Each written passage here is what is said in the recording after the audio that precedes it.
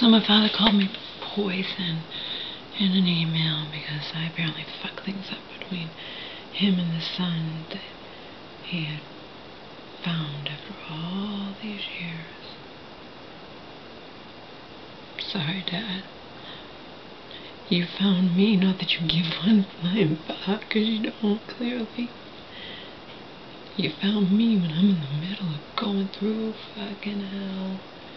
You don't care about that, but of course you care when I, unintentionally, because I didn't think I had that much power, tell my long-lost brother that, I'm going through hell now, and I went through hell as a kid, and gave him examples, and, so he can understand why, that I'm not rejecting him and his family, for no reason, I'm not some heroin addict in the street, ignoring you because I want to party with my friends and shoot heroin in my brain. Okay? I was in an abusive relationship for a long, long time, just like I was being psychologically abused by my father when I was a teenager, pseudo-sexually too. He never touched me, he just made comments. He called me a liar. And he said, you tell your brother, that you lied. I'm not going to tell my brother I lied. Daddy, sorry. I feel bad for you, actually. You don't give one flying fuck about me, but you found your long-lost son and he rejected you. Well, you rejected me when I was a kid, so. I guess what goes around comes around, huh? You certainly weren't feeling bad for me at all, but I actually do feel bad for you, but if your son is going to reject you based on things I truthfully revealed to him, the truth, the reason you thought we were going to be just one big happy family, and I wanted him to know, I'm not rejecting you, newfound brother, because I'm not normal, I'm going through hell, and I've been going through hell, and our Father does not give one flying fuck. He only cares that I fulfill his agenda, for us to be all one big happy family, So my father called me poison. Oh well. Oh well. I wouldn't even have known this had happened except when I was put in that shelter and just feeling so abandoned. What made me go to the shelter? I thought my father might care, and come to find out he did not. He contacted me only to tell me off and to tell me, just tell your brother you lied and everything all will be right with the world, but I didn't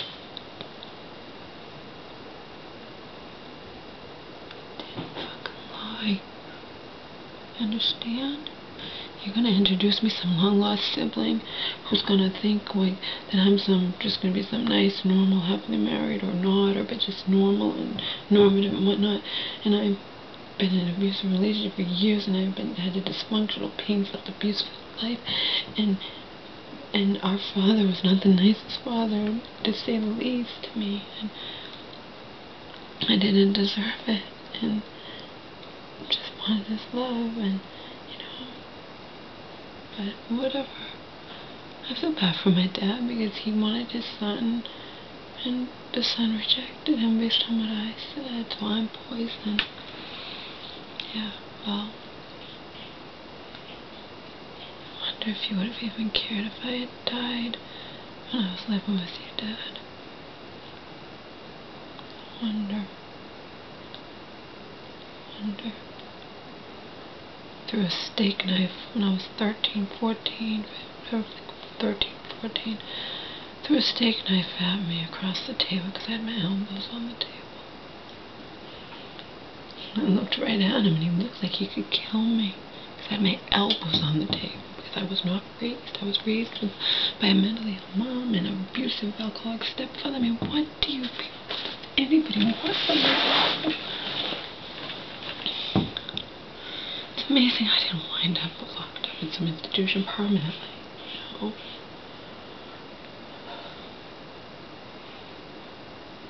See, the other video didn't even have a spoiler for... This is going to contain spoilers for Identity Thief and an incredible movie called The Untouchables, so if you haven't seen those and you intend to, just shut the video off right now, okay?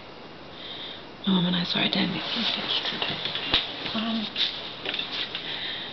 It was funny, it was cute, but it also had heart. In the end, it turned out that, you know, the woman you hate so much, you know, she was an outsider her whole life, and she didn't have friends, and she stole people's identities so she'd have money so she could buy friends, you know, or just have stuff to make up for lack of any family or friends in her life. And then The Untouchables, I rented it from Redbox. Incredible. I usually don't do subtitles, you know, but what an amazing movie. And in the end, I mean, it's about this street thug-like guy or whatever, you know, that winds up taking care of this rich, really, you know, and the guy that he takes care of is rich, but he's also kind, and he's intelligent, and nobody understands why he hires this street thug. The street thug only went, so, you know, welfare, I know this. I didn't have to try to find jobs because I was determined to be crazy. Sorry. It was determined that I couldn't work, you know.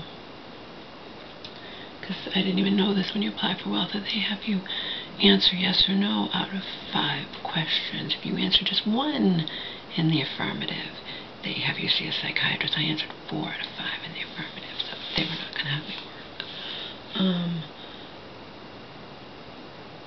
So anyway, that's what he was doing, and he just wanted his little check mark that he had applied for the job. So he would apply for the most outlandish jobs so he would get his benefit and not have to work, right? And then it turned out this guy wanted to hire him, and they have this wonderful friendship because the street thug just treated that he was paraplegic, I mean, from the neck down, and the street thug just treated him like he was just normal, just regular, you know, whereas the other applicants were like, not like that. The 2 of them became very good friends, and in the end, the street thug, you know, they both taught each other stuff, and the street thug, you know, got the paraplegic to actually make more of a move on this woman that he'd been pen pals with for 6 months. And of course, the paraplegic thought he himself thought would cross, this is based on a true story, would cross my mind, or my mom's mind, or really most people's mind. It's like, why would a perfectly healthy individual enter knowingly into a relationship with somebody who was paralyzed from the neck down? I'm not talking about you're with the person and that happens, then you take care of them. I'm talking about, but people have reasons for doing everything. Like I said, the guy was, and in the end he winds up, I guess, marrying the woman, but he had also known love.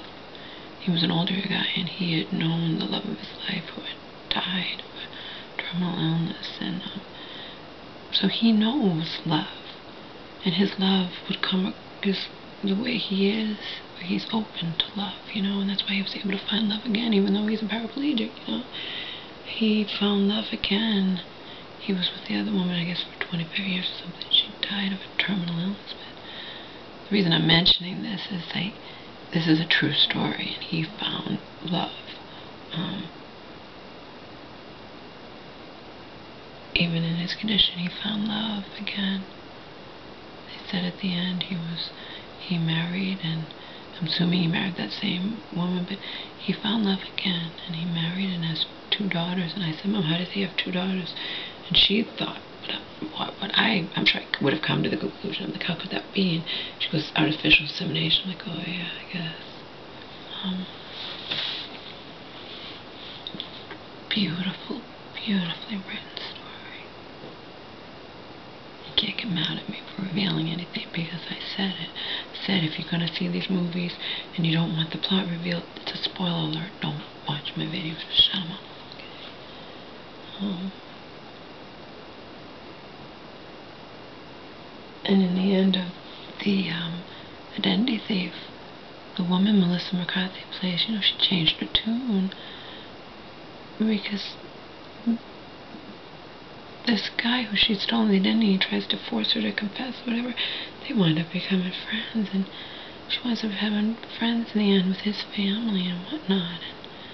And,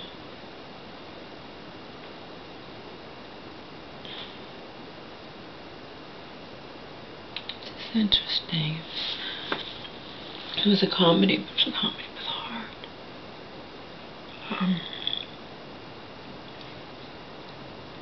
But the Untouchables, yeah, he was able to find love even in his condition because he was open to it. If you're not open to it, you're not going to find love, and I am admittedly not open to it. I'm just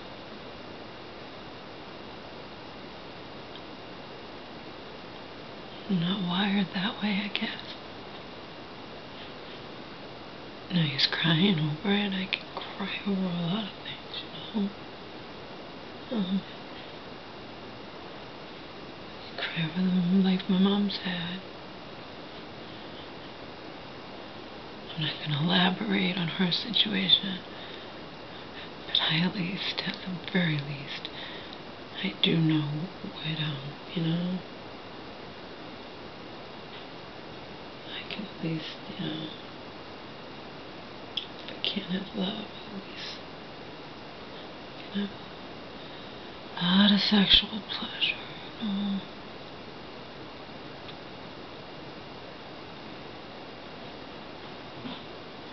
She was just married to jerks, and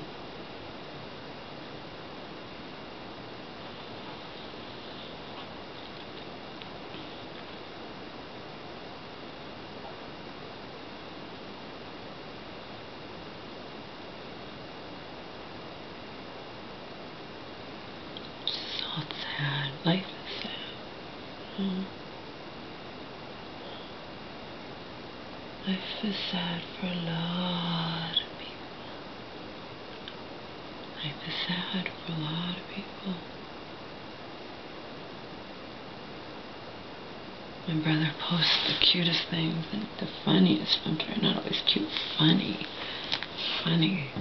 captions that he finds different places or whatnot on my Facebook.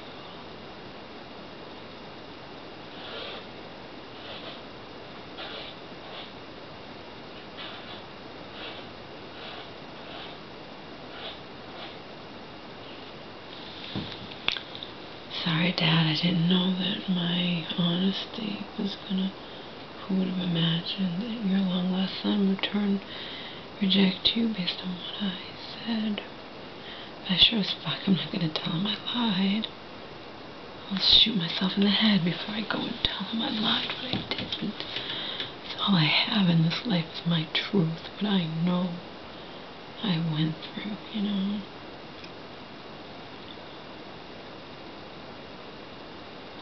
Donald.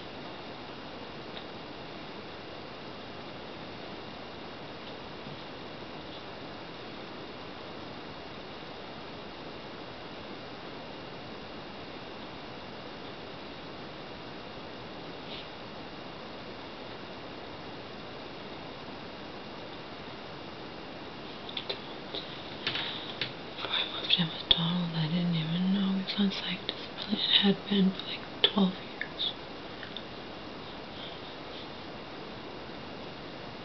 Now it's 22 years.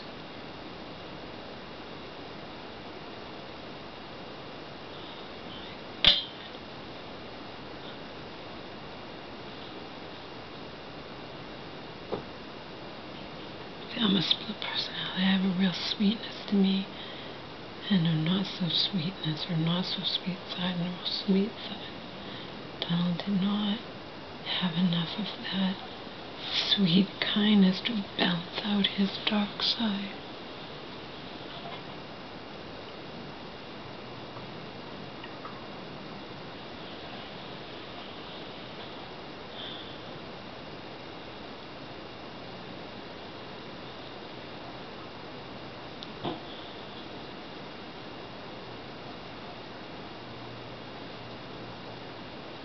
I'm just cutting onions. I'm gonna make soup. Ground turkey soup. Some onions and celery. And brown rice. And carrots. And ground turkey.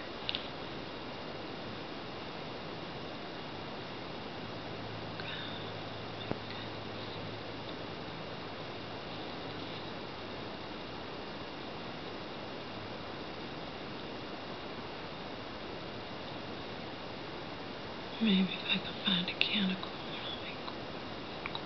Maybe corn. Maybe I'll add green beans.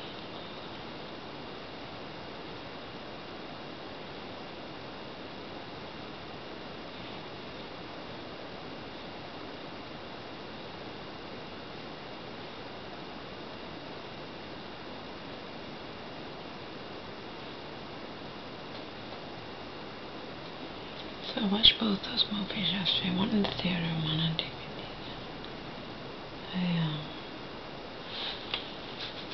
I felt even more depressed.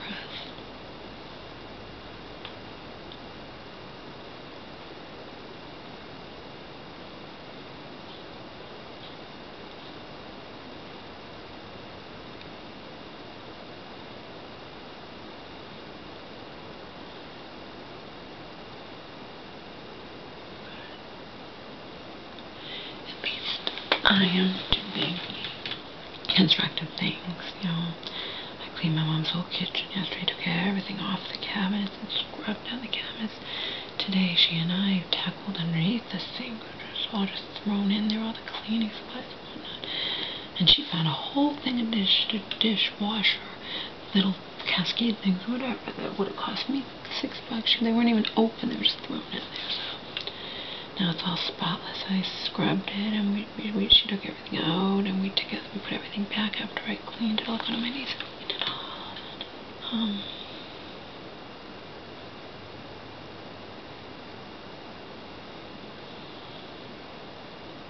So I'm helping her, you know.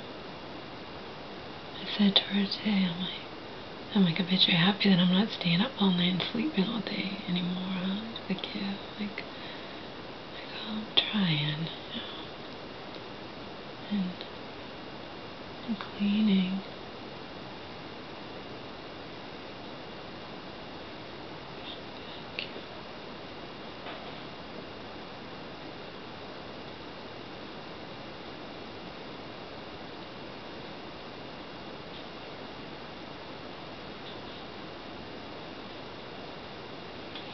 I don't know if I'm going to put off going to the court.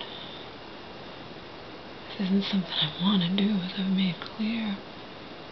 You know, Mom doesn't want me to do it. She just wants everything to be fine and whatnot. But, you know, the otherwise cancer could take a turn for the worst at any time. She's off of chemo and radiation, not allowed to have either anymore. And pancreatic cancer is very, you know, very, whatever the word is. It's a bad, bad cancer. Not that all cancers are bad, but, you know, even when I mentioned to certain people, it's pancreatic, you know, my musician next is like, oh, you know, it's a bad one.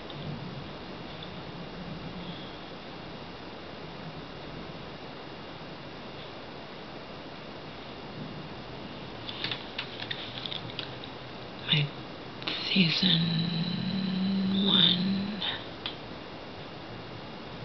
disc 3 for Smash wrapped yesterday, so that's gonna be 3 hours of just mindless fun entertainment, you know.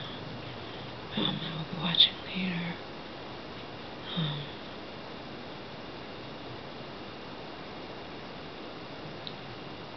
Oh, and you know,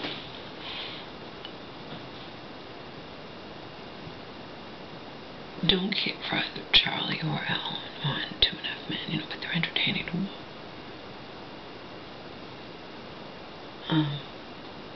But I always thought that we're watching the repeats. I've rented them through Netflix, you know, slowly, and then I switched over to Smash, but I'm going to go back to that. But we also watch them at night. Sometimes we've seen them at night, sometimes we haven't, you know. The ones that are on 7 to 8 every night, even Saturday night, every night but Sunday. I never knew Alan actually cheated on Lindsay. You know, I always thought Alan was more pure and wouldn't do shit like that. And just now I realize he's better than his brother Charlie. He cheated on Lindsay, and there's no excuse for that. He cheated on her when she was inviting him, the same day she was inviting him to move into her home. He bumps into an old girlfriend. And out here on YouTube, when I've gotten pissed off at cheating in general, like Arnold Schwarzenegger, and some people say, well, you don't understand, you know. Sometimes these women or men, you know, people cheat because they're not getting what they want out of it. Well, guess what? Alan hadn't even been in with Lindsay very long, number one. Number two, Alan doesn't even deserve a woman like Lindsay, you know. It's a fictional thing, and I still ask, what does she see in him, you know?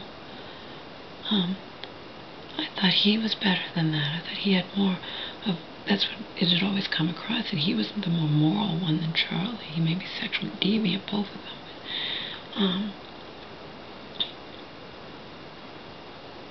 I'm not exactly vanilla when it comes to sex, so I can't really condemn anything that's anybody who's sexually deviant, but I thought he was at least morally, you know, like he wouldn't cheat. He did. He didn't even care. Didn't even care. Didn't even care. I never knew that, because when that episode with the house burning down, I had never seen the beginning. I had only seen the end when the house burned down. I didn't to see the first half or whatever. I didn't know he cheated, and I'm watching it now sometimes just because I don't really like it with the ALICIACREATURE. I watch it sometimes just for the hell of it, and I never knew that Alan cheated on Lindsay. And I'm just blown away. I'm just so disgusted and so disheartened, you know. I'm kidding. I didn't know. I thought Alan was the good one. He's always come across as the more moral one or whatever. I didn't think he would cheat, and he wouldn't even bat an eyelash. Jumps right into that with a sex problem. More than once, too. Well, it's just ridiculous. I laugh at the people, and I'm sure sometimes it is true. By the way, I've never been, to my knowledge, cheated on. I've only been in 2 major relationships. Donald had barely any sexuality in him to speak of, so he certainly didn't cheat and wouldn't cheat on me. And the musician ex was very pure, and I would go to my grave believing that he never cheated. I just can't stand cheaters, just on principle. It's not like I've been cheated on. It disgusts me. Where you fuck someone the night before, and you sit at the breakfast table, how was your day, or going off to work, or dinner, you know, whatever, and you know that you were, you know, doing the nasty with someone just last night, or maybe someone you've been seeing steadily. It just makes me sick. It makes me sick. It just makes me sick, because I'm big on honesty, and I could never. Donna used to say, like, you could never cheat on me. I'd know, you wouldn't be able to hide it. He was right. I never would even try to cheat on him, but I did hide my YouTube thing, but it was hard. I pretended sometimes I would laugh, or I'd get him when he was on the computer. I made him think I was looking at Craigslist, looking at the naked penises, you know, looking at the penises on Craigslist or whatnot. And I'd mention them sometimes just to throw Donald off track, but it's not easy for me to be deceptive and be caught up in a lie. Deceptive, but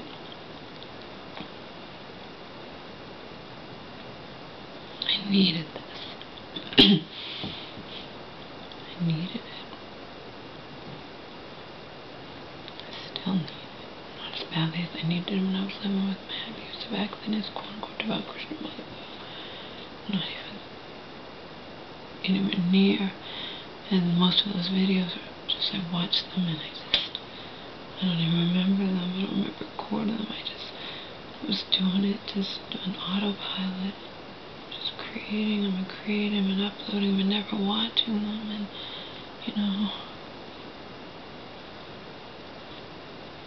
I have nothing but time on my hands. Now I can watch them all, take them off private or not take them off private at my discretion, but I have time to watch them. I haven't, but I could if I wanted to.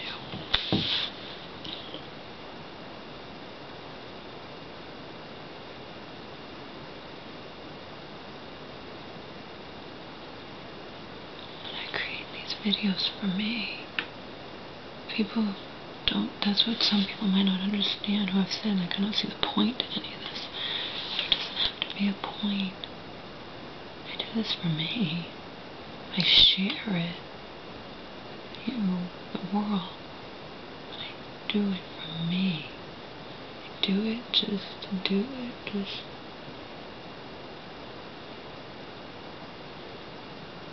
just to feel connected with the world at large. At least in a little small way. So I've always been so outside, such a misfit and outcast and outsider.